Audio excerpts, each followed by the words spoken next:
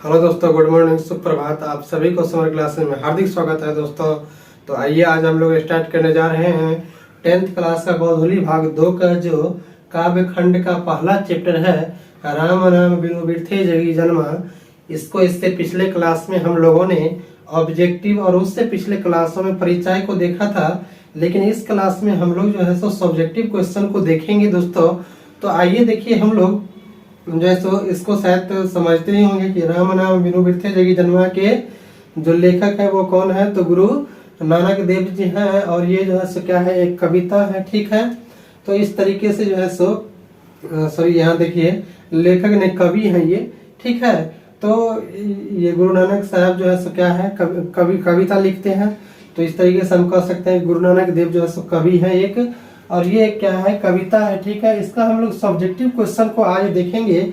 इससे जितने भी सब्जेक्टिव क्वेश्चन आ सकते हैं, इन सारे सब्जेक्टिव क्वेश्चन को हम लोग इस क्लास में देखेंगे। देखिए, जो लोग इस क्लास में पढ़े हैं, इसको अगर समझ में दिक्कत आता हो तो इस क्लास को आप लोग क्या कीजिए कि डिस्क्रिप्शन में हम लिंक डाल देंगे, उसमें आप लोग जाकर के देख लीजिए। और फिर जो है इससे पिछले वाली जो परिचय क्लास है उसको शायद अगर आप लोग देखेंगे तो शायद पूरा क्लियर हो जाएगा इस क्लास को।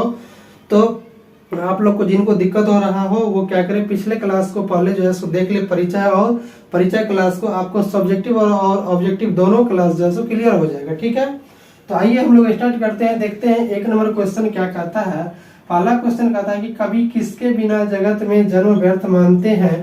तो देखिए, कहता है कि कवि राम नाम के बिना जगत में यह जन्म व्यर्थ मानते हैं। सही बात है कि राम भगवान के जप के बिना जो है सो इस संसार में जन्म लेना जो है सो क्या है, व्यर्थ है। अब इससे पहले भी क्लास में हम बताए थे कि राम नाम बिनु बिरथे जगी जन्म, राम भगवान के जप के बिना इस संसार में जन्म लेना क्या है, तो व्यर्थ है, ठीक है। तो यही चीज यहाँ कहता है कि कभी राम नाम के बिना जो है सो जगत में यह जन्म व्यर्थ मानता है। राम नाम के बिना व्यतीत होने वाला जीवन केवल विष का भोग करता है या खाता है। सही बात है।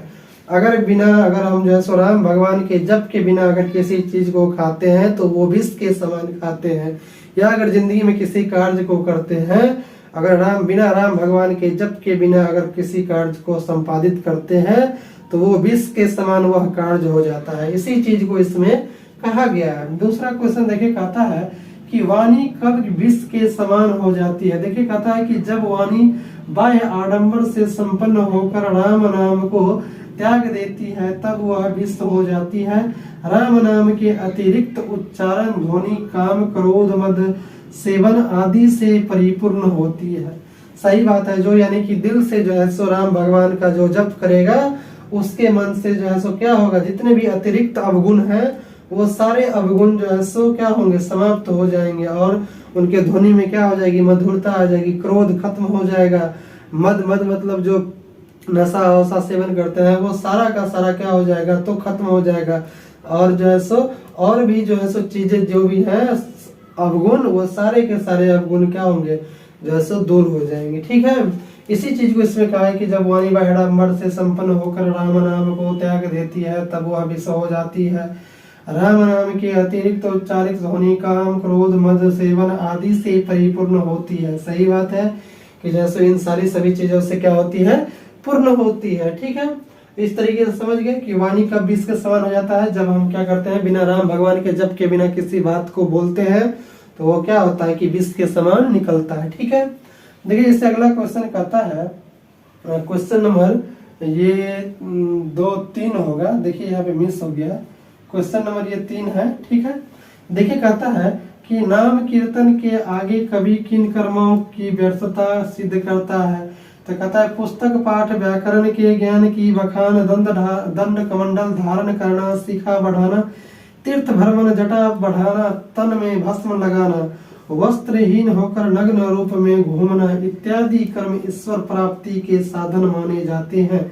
लेकिन कवि कहते हैं कि भगवान नाम कीर्तन के आगे ये सब कर्म व्यर्थ है। सही बात है कि आप कितना भी पुस्तक का पढ़ लीजिए, कितना भी व्याकरण का क्या कीजिए, पाठ कर लीजिए, कितना भी ज्ञान की चीजें कर लीजिए, ठीक है। और कहता है कि बखान कर लीजिए, ज्ञान का बखान कर लीजिए।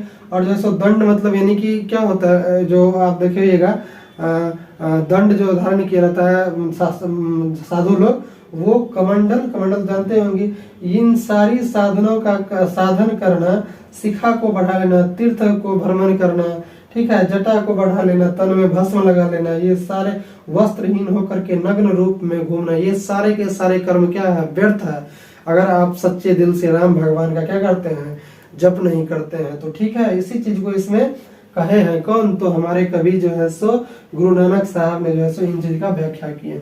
इससे आगे देखिए, कहता है कि जो है सो 4 नंबर क्वेश्चन, प्रथम पद के आधार पर बताए कि कवि ने अपने युग में धर्म साधना के कैसे कैसे रूप देखे हैं।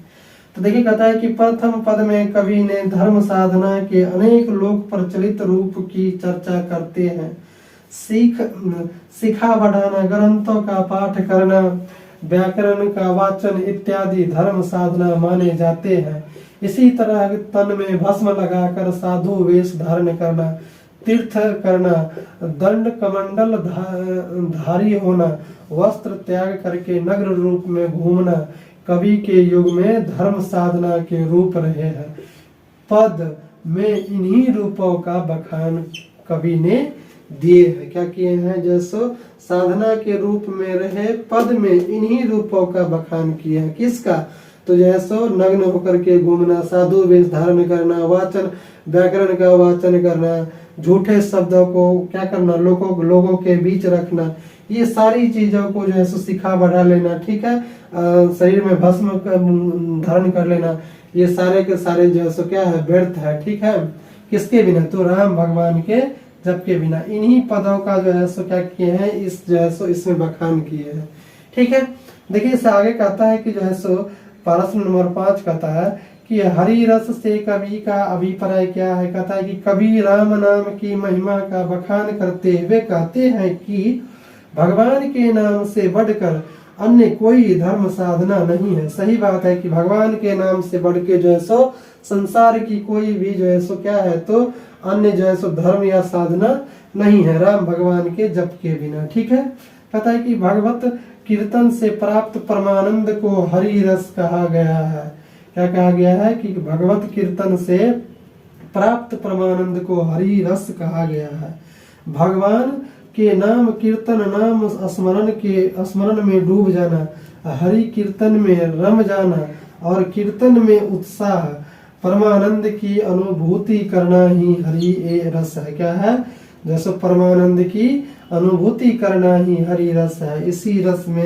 इसी रसपान से जीवन धन्य हो सकता है। सही बात है कि जैसो अगर हम क्या करते हैं कि जैसो अच्छे सच्चा श्रद्धा के साथ अगर हम राम भगवान का जप करते हैं तो वही जप जो है सो हमारी अनुभूति को क्या करता है, प्रखर करता है, और तब जाकर के हम कहते हैं कि हरि रस का हमने क्या कर लिया, तो पान कर लिया। ठीक है, यही चीज इसमें कह रहा है। इससे आगे देखिए 6 नंबर क्वेश्चन हम लोग देखते हैं।